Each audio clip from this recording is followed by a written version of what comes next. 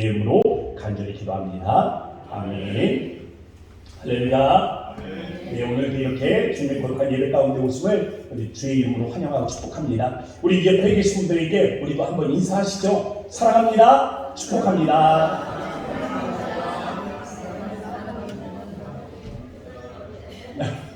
네, 오늘은요, 여러분 앞에 보시는 우리 현수막처럼 맥주 감사 주일입니다. 자, 맥주 감사 주일. 우리가 이 맥주 감사 주일을 언제부터 지켰나 생각을 해봐야 될 거 아니에요. 그래서 제가 또 찾아보지 않았습니까? 이 맥주 감사 주일이 언제부터 시작이 되었을까 생각을 해보니까 이 맥주 감사 주일은 만나하고 관계가 되어 있습니다. 이스라엘 백성들이 광야에서 먹었던 만나 있죠. 만나, 하늘에서 하나님께서 내려주셨던 매일매일의 양식, 생명의 양식, 그 만나하고 연결이 되어 있는 겁니다. 여호수아서 5장 12절 말씀 보면요, 또 그 땅의 수산물을 먹은 다음 날에 만나가 그쳤으니 이스라엘 사람들이 다시는 만나를 얻지 못하였고 그 해에 가나안 땅에 소출을 먹었더라. 아멘. 출애굽한 이스라엘 백성들이 요단강을 건널 때 이 요단강을 건너는 시절, 이 시기를 가리켜서 뭐라고 말하는지 아십니까? 모맥을 거두는 시기. 모맥, 볼이 맥자잖아요. 다시 말하면 보리를 출수하는 계절이었다라는 뜻이 아니겠습니까? 그들이 광야에서 만나를 먹었죠. 이 만나는 무엇입니까? 하늘에서 내려주는 생명의 양식이었습니다. 이 만나가 없으면 죽는 거예요. 먹을 양식이 없어서 죽는 겁니다. 그래서 이 생명의 양식을 먹고 살아왔는데 요단강을 건넜습니다. 요단강을 건너고 가나안 땅으로 들어갔어요. 가나안 땅에서 나는 이 열매를 먹을 때에 어떻게 하셨습니까? 하나님께서 이제 이 양식을 먹으라고, 그 땅의 양식을 먹으라고 만나를 그치셨습니다. 이제는 그 땅에서 나는 소산물을 먹게 되는 것입니다. 그리고 매년 봄이 되면 추수 때가 되어질 때에 그 땅에서 맥주절을 지키게 된 것입니다. 이게 맥주절이에요. 광야에서는 만나를 먹었지만 이 만나는 생명의 양식이 아닙니까? 하늘에서 하나님께서 내려주시지 않으면 굶어 죽을 수밖에 없는 생명의 양식이 아닙니까? 그럼 땅의 수산은 우리의 노력의 결과 아닙니까? 아니요, 그걸 말하는 것이 아닙니다. 땅의 수산도 마찬가지예요. 하나님께서 하늘에서 은혜를 내려주셔야 땅의 수산을 거둘 수가 있다는 것입니다. 하나님께서 때에 따라 맞는 비를 주셔야 됩니다. 하나님께서 때에 따라 바람도 불어주셔야 됩니다. 하나님께서 때에 따라 일주일에 풍성하게 더해 주셔야 하는 것입니다. 이 모든 것들이 땅을 부욕하게 하시는 은혜들이 다 이루어져야 비로소 땅에서 이 작물을 얻어 먹을 수가 있는 것입니다. 광야에서는 반석을 통해 물을 주셨지만 이 약속의 땅에서는 하늘의 천수답을 열어 은혜를 주셔야 먹을 수 있는 존재에 바로 이것을 가르쳐주는 것이 맥주 감사절인 것입니다. 광야에서도 풍요의 땅에서도 우리는요, 하나님의 은혜가 아니면 살 수 없는 존재들입니다. 광야에서 만나가 없으면 굶어 죽을 수밖에 없는 우리의 인생이 약속의 땅에 들어가서도 하나님의 비를 내려주시지 않으면, 하나님께서 은혜를 내려주시지 않으면 우리는 죽을 수밖에 없는 존재다 라는 이 신앙의 고백으로 드리는 절기가 맥주절이에요. 그래서 맥주절의 감사에는 과거와 현재와 미래가 들어있는 것입니다. 과거를 생각해보면 하나님의 은혜가 우리를 살게 하셨고, 오늘을 생각해보면 하나님께서 내려주신 은혜로 살게 하시며, 내일을 생각해볼 때 하나님의 은혜가 없이는 우리의 미래도 없다 라는 이 신앙의 고백이 맥주 감사절이라는 것입니다. 그런데 이 맥주절을 통해서 우린 또 하나의 특별한 의미를 발견하게 됩니다. 이 날은요, 단순히 출수한 곡물로 소제를 드리는 날만이 아닙니다. 출수한 것들을 가지고, 곡물을 가지고 그 곡물로 소제를 드리는 것으로 끝나는 것이 아니라 하나님은 이날에 맥주절에 번제를 준비하라. 6월절에 드렸던 그 번제를 준비하라. 그 속죄의 번제를 준비하라 라고 말씀하셨습니다. 말씀을 하십니다. 우리의 죄악이 고백되어지고 그리스도의 대속의 은혜가 선포되어지며 구원의 감격을 예배로 수고하는 바로 그날이 맥주 감사절이라는 것입니다. 이 맥주절을 다른 용어로 하면 칠칠절이라고 말합니다. 오순절부터 시작해서 7, 이 한 주간 7일, 그리고 7주간, 그래서 77에 49의 다음날 오순절에, 이 오순절에 기독교 역사에 보면 아주 놀라운 사건이 있습니다. 성령의 이 강림 사건이 이루어졌죠.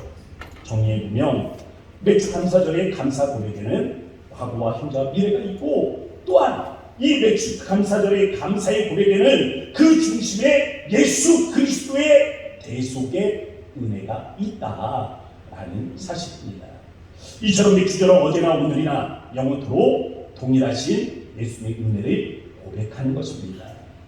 어느 날 아이하고 이야기를 나눴습니다. 이야기를 나누면서 아빠는 타임머신은 만들어질 수 없다라고 그렇게 이야기를 했습니다. 그러면서 혹시라도 우리가 뭐 3D 안경을 끼고 아니면 뭐 현실 세계에 와 있는 것처럼 어떤 그 주변에 보이는 것들이 과거의 어느 시점에 와 있는 것처럼 보이는 기계들이 있어서 우리가 정말 과거에 어떤 장소에 와 있는 것을 체험하는 그런 기계들은 발견될 수 있겠지만, 우리가 과거의 어느 시점에 가서 그 시점에서 우리가 그 과거의 어떤 이 사건에 영향을 끼칠 수 있는 그 타임머신을 개발할 수는 없다라고 저는 이야기를 했습니다. 그랬더니 아이가 묻더라고요. 하나님도 안 되냐고요. 하나님도 안 되냐고 저한테 묻는 거예요. 그래서 야, 하나님은 과거에도 계시고 현재도 계시고 미래에도 계시니까 하나님 거기에도 다 계시지. 그렇지만 하나님도 이미 일어난 사건 앞에 과거로 되돌아가서 그 사건을 바꾸지는 않으실 거야 라고 이야기를 했습니다. 그랬더니 아이가 다시 묻는 거예요. 아빠 왜? 그냥 과거로 가서 하나님이 죽은 사람들, 억울하게 죽은 사람들 좀 살려주고 또 큰 사고들 하나님께서 일어나지 않게 해주시면 좋은 거 아니야? 라고 이야기를 합니다. 그때 아내가 도와주더라고요. 하나님은 이 후회가 없으신 분이시기 때문에 과거로 돌아가서 그렇게 하시지 않는다는 겁니다. 우리는 시간 안에서 살아가고 있습니다. 우리의 시간은요, 과거부터 시작해서 현재를 거쳐서 미래로 가고 있는 겁니다. 성경은 예수 그리스도가 이 모든 시간에 동일한 분으로 존재하신다라고 말씀하십니다. 예수님은요, 인류의 역사 가운데 변개치 않으십니다. 과거에도 그랬고 현재에도 그랬고 미래에도 동일한 분이십니다. 개인의 역사에서도 마찬가지예요. 우리 예수님께서는 우리의 과거에도 은혜의 하나님이셨고 우리 현재에도 은혜의 하나님이시며 더불어서 우리의 미래에도 그 동일한 은혜의 하나님이신 것을 믿으실 수 있기를 바랍니다. 저는 오늘의 말씀을 나누면서 그래서 오늘 우리 개인의 삶에 바로 변치 아니하시는 이 예수님의 초점을 맞추어서 말씀을 나누어 보려고 합니다. 먼저는 미래 시제, 영원한 집에 관한 것입니다. 첫 번째 시제는 미래인데요. 사람들은 모두 자신의 미래에 대해서 궁금해합니다. 한번 생각을 해봤어요. 내 젊은 날에 뭐가 그렇게 궁금했을까? 미래에 대해서 뭐가 그렇게 궁금했을까? 라고 생각을 해보니까 10년, 20년 후가 궁금하더라고요. 청소년 시절에는 10년 후에 나는 어떤 사람하고 결혼해 있을까? 또 20년 후에 나는 어떤 가정을 이루고 있을까? 어떻게 나는 또 사역을 하고 있고 어떤 교회에 있을까? 라는 10년, 20년 후에 그러한 삶에 대한 궁금증이 많았습니다. 그런데 언제인지 모르게 중년이라는 삶의 문턱을 넘어서고 보니까 또 다른 미래가 보여지더라고요. 바로 죽음 이후의 세계입니다. 늘 가까이에 있는 줄 알았던 이 건강이요, 중년을 넘어서는 순간 어떻습니까? 문제를 일으키기 시작하잖아요. 어디가 아파서 병원 가는 거 어렵습니까? 시간 내는 게 어려운 게 아니라 병원 가서 진료를 받을 때 가슴이 쩍 내려앉는 어떤 증상들이 있을까? 그냥 조금 기다려보자, 그냥 낫기를 기다려보자 하면서 하루 이틀, 차일피일 이 병원 가는 것들을 미루게 되잖아요. 그렇지 않습니까? 또 어느 날 보면 갑자기 암이 찾아온 친구를 만나게 되면 복상, 이 너무 약해져 있는 이 건강이 무너져 있는 그 쇠약해진 친구를 보게 되고, 또 어느 날은 심장마비의 친구가 세상을 떠나게 되었다라는 갑작스러운 우한 소식들을 듣게 됩니다. 그런데 중년의 문턱을 넘어서고 나면요, 그런 사실들이 이제는 더 이상 남의 이야기가 아닙니다. 언제든지 나를 찾아올 수도 있는 이 운명적 이 죽음 앞에 우리가 다음 세상에 대한 관심을 갖게 되더라는 것입니다. 어떤 집사님을 만나서 이야기를 나누는데 이런 이야기를 나누더라고요. 이 집사님이요, 운동을 하시는 분이십니다. 그래서 건강에 자신을 가졌어요. 친구들도 마찬가지입니다. 운동을 하시는 분이에요. 그래서 건강에 자신을 가졌습니다. 그런데 어느 날 암이 걸렸다는 거예요. 그런데 암이 걸렸다는 소식이 무섭게 그 증상들이 젊으니까 너무나 급속도로 번져나가는 겁니다. 그러면서 죽음을 맞이하게 된 거죠. 이 집사님이 생각을 해보니까, 아하, 나에게도 죽음이라는 것이 그렇게 멀리 있는 일이 아니구나 라는 생각들이 들더라는 겁니다. 그러면서 그 다음 세계가 궁금해지더래요. 아, 그러면 나는 죽으면 어떻게 되는 거지? 나는 죽고 나면 어떻게 되는 거야? 라는 이 미래에 대한 궁금증이 마음에 찾아오더라는 겁니다. 이제 막 7살을 넘겨버린 아이들에게 설문조사를 했습니다. 여러 가지 단어들을 보여주면서 이 중에서 나쁜 말을 골라보라고 했어요. 그랬더니 아이들이 하나같이 이 꼽아낸 단어가 있습니다. 죽음이라는 단어. 죽음. 아이들에게도, 그리고 성인이 된 우리에게도 왠지 죽음이라는 단어는 부정적으로 느껴집니다. 그런데 아세요? 이 죽음이요, 우리가 하나님 앞에 나아가는 영광의 문입니다. 죽지 않으면 하나님 나라에 들어갈 수가 없습니다. 죽지 않으면 천국에 들어갈 수가 없습니다. 우리가 죽지 않으면 하나님의 거룩한 품에 안 들어갈 수가 없습니다. 우리가 죽어야 그 나라에 들어갈 수 있습니다. 결국 죽음은 하나님의 영광의 보좌로 나아가는 영광의 문인 줄로 믿습니다. 할렐루야. 존파이브 목사님은요, 신학교를 다닐 때 조직신학 교수였던 제임스 모건 교수님이 죽는 일이 있었습니다. 그런데 이분이 장례식에 참석하면서 아주 놀라운 경험을 했다고요. 당시 장례를 진행했던 교수님이 루이스 스미즈 교수님이세요. 근데 이 스미즈 교수님이 장례식을 진행을 하다가 어느 순간에 갑자기 우리 목소리를 높여가면서 강한 어조로 그렇게 외치더라는 겁니다. 제임스 모건은 죽은 것이 아닙니다. 그런데 이 선포를 딱 크게 우렁차게 외칠 때 이 존파이브 목사님의 그 몸에 전율이 그냥 처음부터 끝까지 쫙 흐르더래요.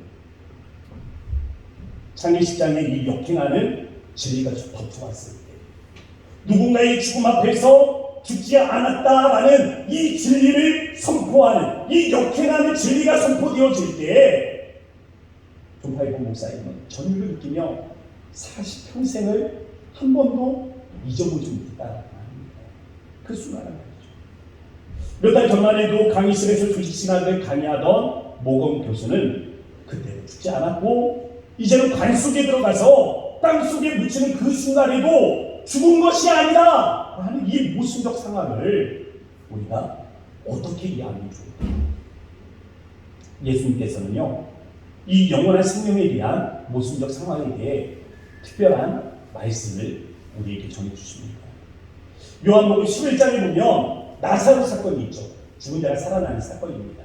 이 나사로 사건을 보게 되면 예수님께서는 그가 죽은 것이 아니라 잔다라고 말씀을 하십니다. 그리고 마르다에게 나사로가 다시 살아나리라 라고 말씀을 하셨어요. 그때 마르다가 이야기합니다. 예수님, 저도 믿습니다. 마지막 날에는 그가 그렇게 될 것을 믿습니다 라고 고백을 했어요. 그때 예수님께서 말씀하십니다.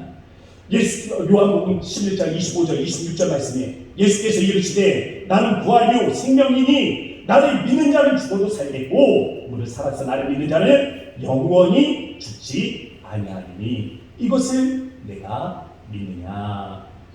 나사로는 죽었지만 죽을 것이 아니다. 예수님께서 먼저 이 역행한 진리를 선포하셨습니다.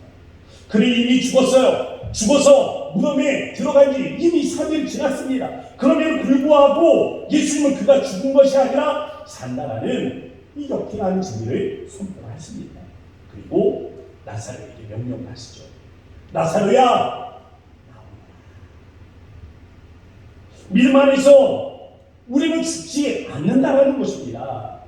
죽음을 통해서 우리가 소멸되거나 우리가 사라지거나 우리가 없어지는 것이 아니라 오히려 우리는 죽음을 통하여 저 높고 높은 하늘 영광의 보좌로 나아간다라는 사실입니다. 어떻게 보면 이곳에서 저곳으로 이사를 가는 개념과 같은 것입니다. 굿플레이스라는 미국 드라마가 있거든요. 이 드라마에 보면 두 개의 장소가 된다고 합니다. 하나는 굿플레이스, 좋은 곳이에요. 그리고 하나는 배드플레이스, 나쁜 곳입니다. 우리말로 하면 천국과 지옥이죠. 이 천국과 지옥 두 가지 장소가 등장을 하는데, 그러면 궁금하지 않으세요? 어떤 사람이 천국에 가고 어떤 사람이 지옥에 갈지. 영화에 보면요, 사람들에게 선행을 많이 한 사람이 굿플레이스, 천국에 들어가게 됩니다.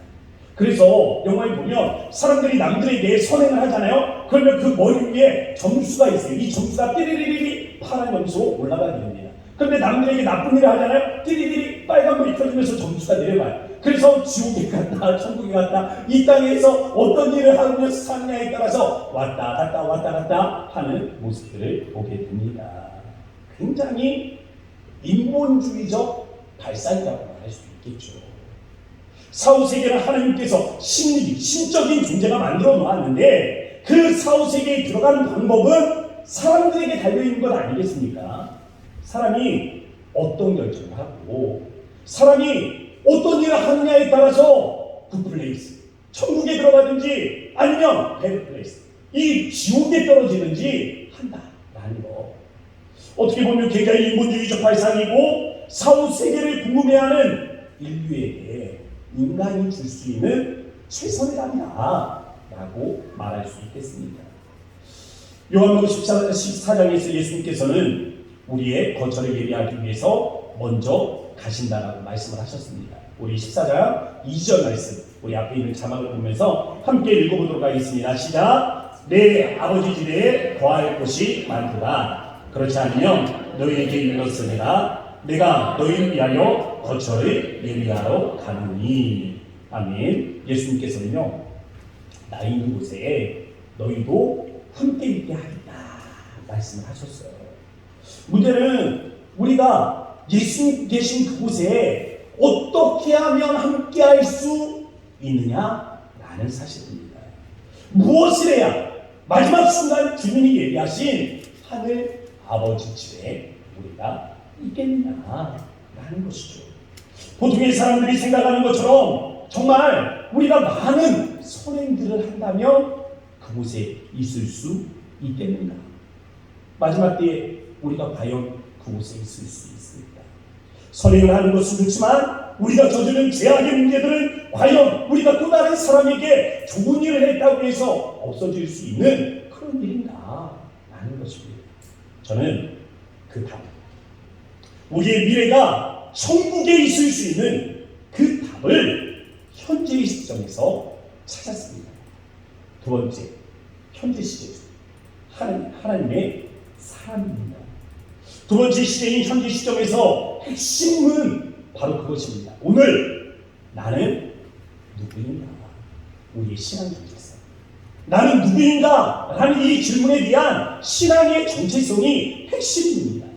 베드로전서에 보면 우리의 신앙 정체성에 관련된 중요한 말씀이 있습니다. 베드로전서 2장 9절 말씀 한번 읽어보도록 하겠습니다. 화면 보시고 한 목소리로 읽습니다. 시작. 그러나 너희는 택하신 족속이요 왕같은 제사장들이요 거룩한 나라요 그의 소유가 된 백성이니 이는 너희를 어두운 데서 불러내어 그의 기이한 빛에 들어가게 하신 이에 아름다운 것을 선포하게 하려 하시니라. 아멘. 이 말씀 한번 가만히 보세요. 이 말씀에 보면 우리의 정체성에 대해서 네 가지 말씀을 주고 있습니다. 너희는 첫 번째 뭐라고 말해요? 택하신 족속이요. 너희는 뭐라고요? 왕같은 제사장이며 너희는 뭐라고요? 거룩한 나라요. 그리고 너희는 그의 소유가 된 백성이다. 이 네 가지 우리에 대한 정체성을 말해주고 있는 겁니다. 여러분, 이 네 가지 정체성을 우리가 보고 있는데 여기에 공통점이 하나가 숨겨져 있습니다.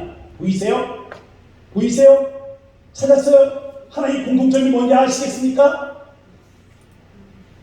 몰라야 제가 설교를 하죠. 누가 여기서 딱 얘기해버리면 제가 뭐라고 설교하겠습니까? 몰라야 제가 가르쳐 드릴 수 있고, 몰라야 제가 그래도 설교하는 맛이 나지 않겠습니까? 알아도 모른 척 해주심을 감사합니다. 네, 여기에 보면 하나의 공통점이 있는데 소유격이에요. 소유격. 모든 단어가 소유격으로 구성이 되어 있습니다. 명확하게 드러나 있지 않기 때문에 제가 설명을 드리려고 합니다. 첫 번째가 뭐예요? 택하신 족속 아닙니까? 우리가 하나님께 선택을 받았다는 것은 우리가 하나님의 소유가 되었다는 것을 반증해 주는 것입니다. 우리가 한번 바닷가에 갔다고 생각해 봅시다. 바다에 갔어요. 예쁜 조약돌들이 바다에 쫙 펼쳐져 있습니다. 아주 예뻐요. 반짝반짝 빛을 발하고 있습니다. 그렇지만 바다에 있으니 그건 그냥 조약돌입니다. 그런데 거기에 보니까 제 눈에 쏙 드는 게 있습니다. 너무 이뻐요. 제가 그 조약돌을 선택해서 잡아 들었습니다. 이 조약돌은 무엇입니까? 나의 조약돌이 되는 것입니다. 내가 선택해서 그것을 잡는 순간 그건 더 이상 바다에 펼쳐져 있는 조약돌이 아니라 나의 조약돌이 되는 거예요. 마찬가지입니다. 우리는 하나님께 택함을 입었습니다. 하나님이 우리를 선택하여 부르신 순간 우리는 하나님의 소유가 되었다는 것입니다. 하나님의 사람이 되었다는 거예요. 바로 이것입니다. 택하신 족속은 우리가 하나님의 사람이다 라는 그런 뜻을 지니고 있습니다. 왕같은 제사장, 이 두 번째 왕같은 제사장에도 소유의 개념이 숨겨져 있습니다. 어디에 숨겨져 있느냐? 제사장이요. 이 제사장 누구에게 직분을 맡겼습니까? 레위 지파죠.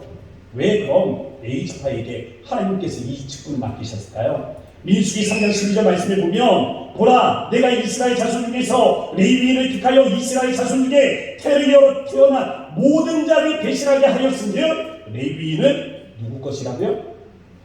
내 것이라. 전목사 것이 아니라 누구라고요? 하나님의 것이요. 레위인은 누구의 것? 하나님의 것. 다시 말하면 너희가 왕같은 제사장이라고 했을 때 너희가 왕같은 내 것이다 라는 이 표현이 숨겨져 있는 것입니다. 거룩한 나라. 이 거룩이라는 개념에 소유의 개념이 들어있는 거 아세요? 이 거룩이라는 단어에 보면 코데시라는 단어가 있습니다. 코데시는 원어적으로 이야기하면 구분하다, 구별하다라는 거예요. 이 콩과 쌀을 구별하여 이렇게 고르는 것처럼 구분하다라는 그런 뜻을 지니고 있습니다. 그런데 우리가 한번 생각을 해보세요. 1, 2, 3, 4가 있어요. 1, 2, 3, 4. 근데 1은 2하고 같지가 않습니다. 1은 3하고 같지가 않아요. 3은 4하고 같지가 않습니다. 4는 1하고 같지가 않아요. 무슨 말입니까? 1, 2, 3, 4가 다 다르다고요. 다르다고. 다 구별되어 있다고요. 1, 2, 3, 4가 다 달라서 구별되어 있는데 그럼 이 중에 거룩한 것은 무엇입니까? 모르잖아요. 우리가 이원론적으로 생각을 할 때는 하나님 이 거룩한 것과 부정한 것을 나눌 수 있습니다. 그런데 다원론적으로 생각을 해보면 구분하는 것으로는 거룩을 의미할 수가 없어요. 거룩은 바로 하나님께 속한 것이 거룩한 것입니다. 결국 거룩한 나라는 하나님께 속한 나라를 의미하죠.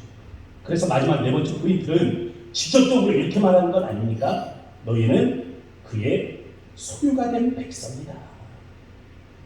하나님께서 우리가 하나님께 속했다 라고 그렇게 선언하고 있는 것입니다.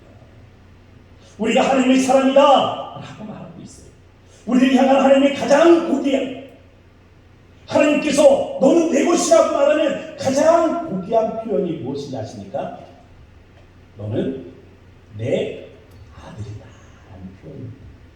시편 2장 7절 말씀 함께 읽어보도록 하겠습니다. 우리 앞에 자막을 보면서 함께 읽어볼까요? 시작. 내가 여호와의 명령을 전하노라. 여호와께서 내게 이르시되 너는 내 아들이라. 오늘 내가 너를 낳았도다. 아멘.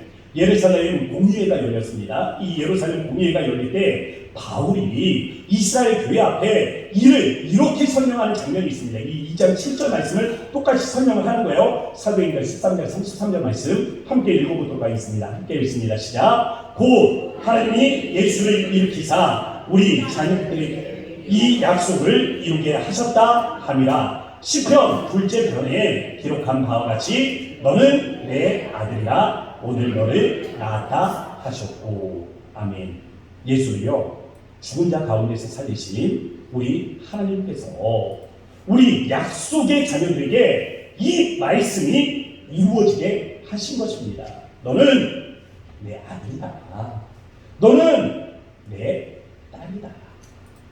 이것은 영적 거듭남에 대해서 우리에게 말해주고 있는 것이죠. 우리는 하나님의 소유입니다. 우리는 하나님께 속하였을 뿐만이 아니라 하나님의 자녀가 되었다는 것입니다. 우리가 다시 오는 그 미래에 우리의 죽음 이후의 세계에 우리가 하나님의 그 나라에 있을 수 있는 이유는 우리가 하나님께 속한 자이기 때문에 그렇습니다.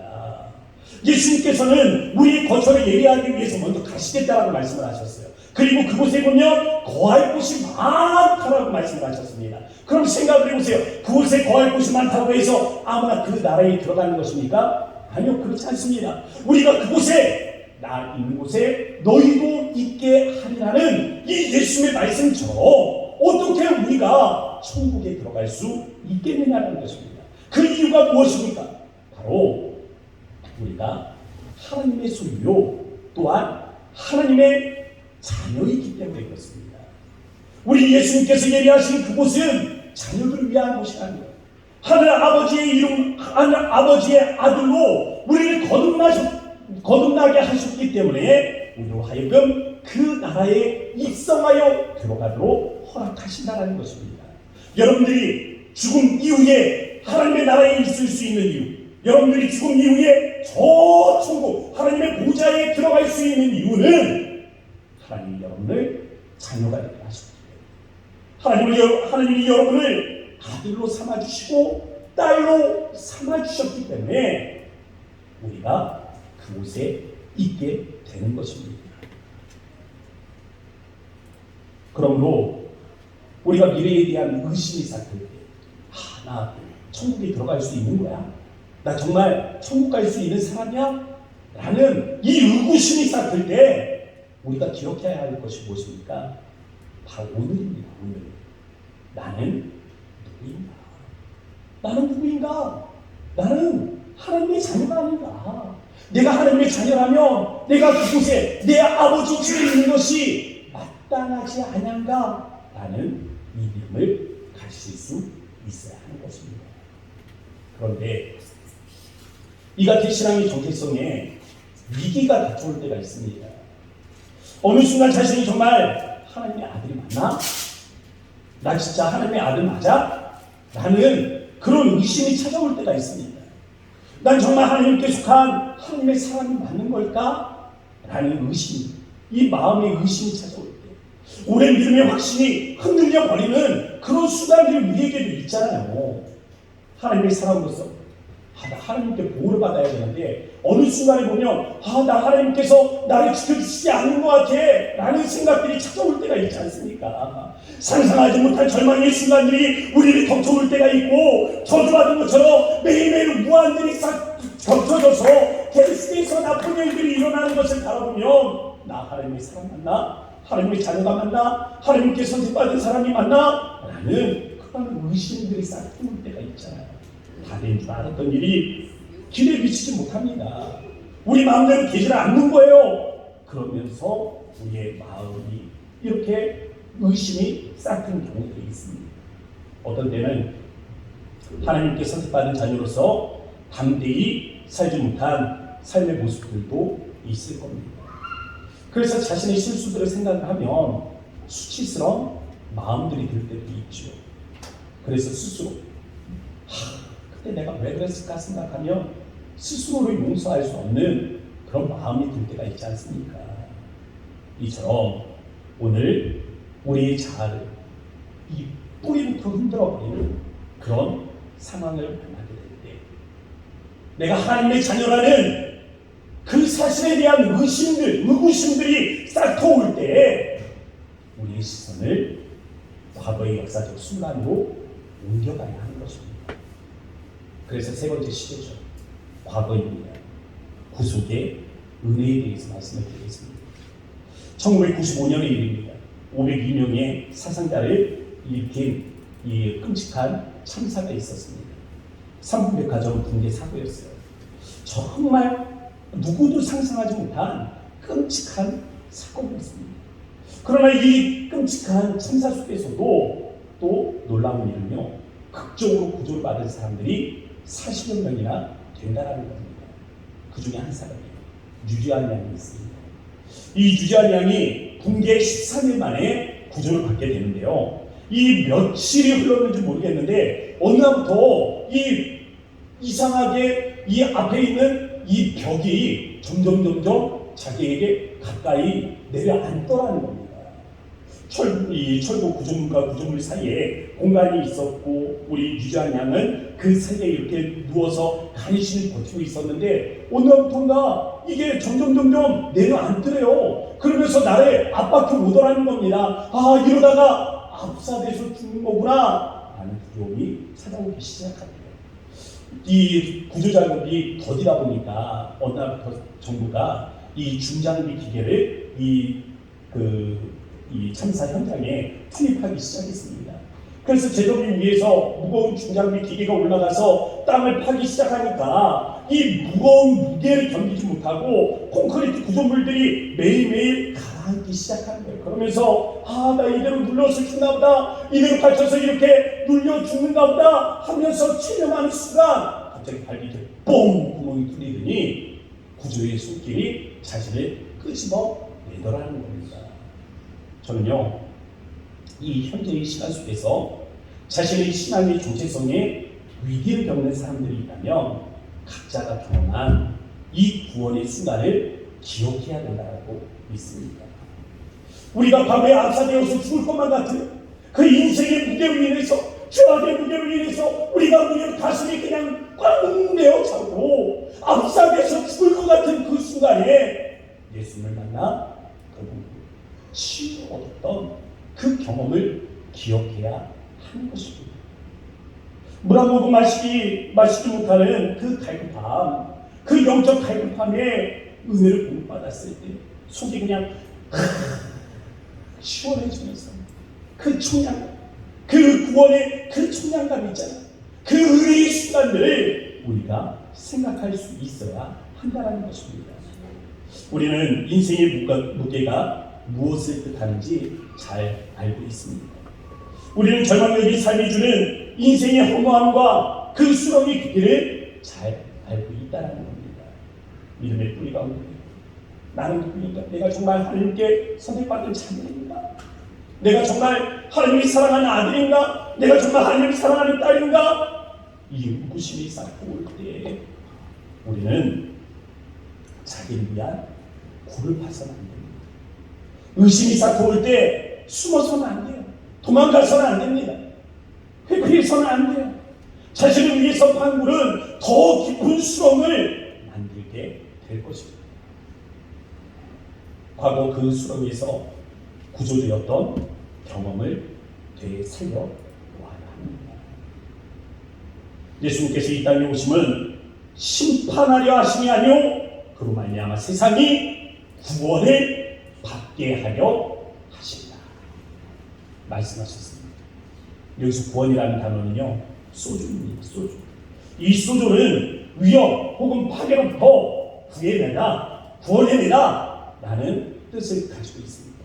그런데 여기에 하나 숨겨진 의미가 있어요. 영어로는 make whole입니다. make whole.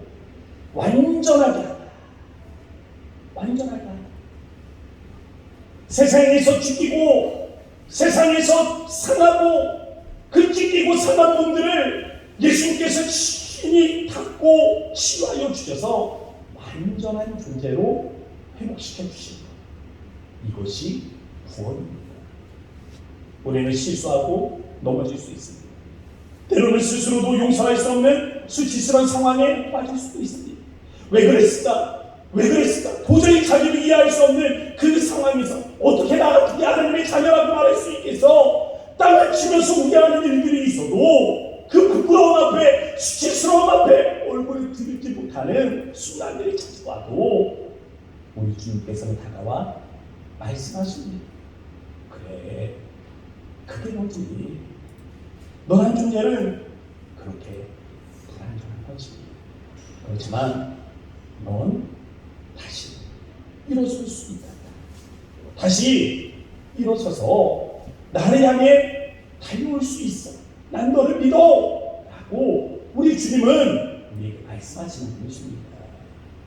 이처럼 하나님이 우리에게 원하시는 삶의 모습이 무엇입니까? 비록 실수하고 넘어졌다 할지라도, 비록 실패했다 할지라도 다시 일어서서 주님을 지향하는 삶, 주님을 향해서 달려나가는 삶, 이 삶을 살아내는 것입니다.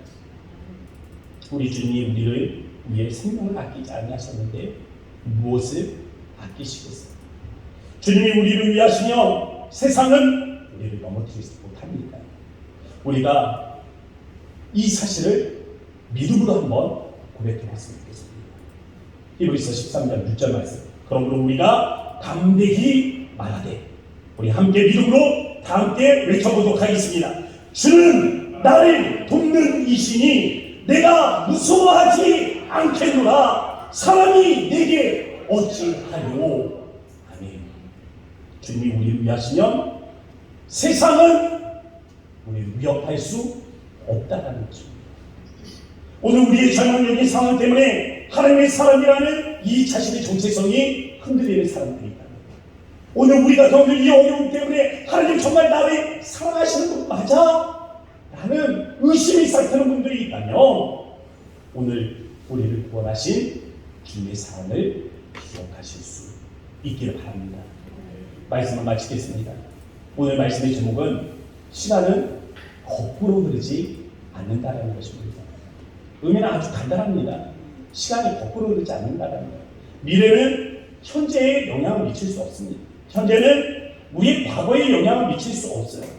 나는 미래의 어느 순간에 천국에 있다 라는 이 강한 확신이 오늘 나는 하나님의 자녀다 라는 정체성을 주지는 못합니다.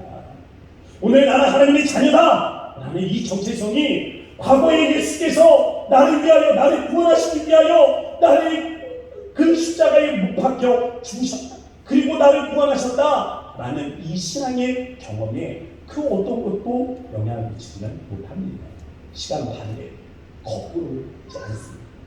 과거에서 현재로 흐르고 현재에서 미래로 흐르게 되어 있습니다. 그래서 결국 십자가가 시작이 되어야 하는 것입니다. 십자가가 확신하면 하나님의 아들이라는 사실이 우리에게 확실하게 다가옵니다. 내가 하나님의 자녀다 라는 이 사실이 확실해지면 내가 그 미래에 천국에 있다 라는 사실을, 이 믿음을 가질 수 있는 것입니다. 마찬가지예요. 십자가가 확실해야 감사도 가능합니다. 오늘 이 맥주절에 다만 수확할 소재의 제물이 아니라 왜 속죄제의 번제를 들고 나오라 말씀하셨는지 그 이유를 기억하시기 바랍니다. 십자가의 사랑에 비해 확신할 수 없다면, 십자가의 사랑을 확신할 수 없으면 오늘 자신의 삶에서 감사도 할 수 없습니다. 그러나 반대, 십자가의 그 사랑에 대해서 확신할 수 있다면 그 어떤 상황에서도 오늘 감사의 제목을 찾으실 겁니다. 작년보다 올해가 좀 더 살기 나아졌습니다 라는 이유로 감사해야 된다면 여러분 그 반대는 어떻게 해야 되겠습니까? 작년보다 오늘이 더 살기 힘들어졌는데 나는 무엇으로 감사해야 되겠습니까? 하고 묻지 않겠어요. 매주감사절은요, 그런 날이 아닙니다. 매주감사절은 십자가의 은혜로 우리를 살리시니까 여전히 우리의 삶에 은혜를 공급해 주셔서 오늘도 우리가 은혜로 살아가고 내일도 은혜로 살 수밖에 없는 존재임을 믿음으로 고백하며 나아가는 절기인 것입니다. 저는 이러한 절기 앞에 우리의 과거와 현재와 미래 동일하신 예수 그리스도를 발견하는 은혜가 있기를 주의 이름으로 축복합니다. 함께 기도하시겠습니다. 이 시간에 기도할 때 우리가 감사로 주님 앞에 나아갔으면 좋겠습니다. 현실을 보지 마세요. 현실부터 시작하는 것이 아닙니다. 과거부터 시작해야 되는 거예요. 십자가부터 시작해야 하는 것입니다. 십자가가 분명해야 하는 것입니다. 우리를 위한 십자가를 기억하면서 이 시간에 나아가도록 합시다. 우리를 위하여 생명을 아끼지 아니하신 주님을 바라보니 오늘의 문제가 주님 앞에 아무것도 아님을 고백합니다. 오늘 우리의 삶의 역사하시는 주님을 바라보니 하나님이 여전히 우리의 미래에 하나님이 이 은혜를 더하시고 우리와 하여금 천국에 함께하게 하실 주님을 바라보며 나아갑니다. 여러분 현재와 미래와 그리고 그 과거 속에 함께하시는 이 주님을 바라보면서 우리가 감사의 마음을 모아 주님 앞에 나아갈 수 있기를 바랍니다. 주님의 이름 한번 부르시고 오늘 들은 말씀을 기억하며 함께 기도하도록 하겠습니다. 주여 아버지 하나님 감사합니다. 우리가 우리 하나님 삶의 하나님 현실 앞에 하나님 우리 하나님 감사의 하나님 전문들 가지고 나아가길 원합니다. 하나님 우리가 무엇이 감사해야 하겠습니까? 하나님 우리가 먼저 하나님 이 십자가를 바라보며 우리를 위하여 하나님 십자가에 못 박혀 죽으시고 생명을 아끼지 아니하신 그 주님 앞에 하나님 우리가 먼저 나아가기를 원합니다. 하나님 이 십자가에 하나님 분명한 하나님 우리의 신앙을 하나님 더하여 주시고 이 일들 앞에 하나님 우리가 먼저 분명한 하나님 마음들을 갖게 하여 주셔서 우리 하나님 내가 지키시고 우리 하나님 우리를 놀랍게 하나님 이루어주신 주님의 은혜를 바라보며 하나님 우리 하나님 서서 나아가기를 원하오니 선하신 하나님 은혜를 더하시고 아버지 주님의 하나님 말씀들이 이루어지게 하시고 하나님을 들어서 하나님 우리가 현재와 하나님 그 은혜에도 여전히 우리가 이 시간 하나님 주님의 은혜가 없이는 우리가 살 수 없음을 주님 앞에 고백하며 우리가 사랑의 힘을 더하신 주님의 은혜를 고백하며 나아갈 수 있도록 인도하여 주옵소서. 거룩하신 아버지 하나님 감사합니다. 오늘 주님의 거룩한 존전 앞에 나왔습니다. 아버지 우리가 매주 감사절을 맞아 감사의 마음을 주님 앞에 들고 나아갈 때 우리의 삶의 현실들을 바라보며 무엇을 감사해야 할지 알지 못하는 자들도 있을 겁니다. 주님 우리가 현실적 이 상황에 어려움에 처했을 때 하나님 지금 바라보지 않게 하시고 오히려 과거 우리를 위하여 십자가에 못 박혀 죽으셨던 그 주님의 사랑을 기억할 수 있도록 인도하여 주시기를 바랍니다.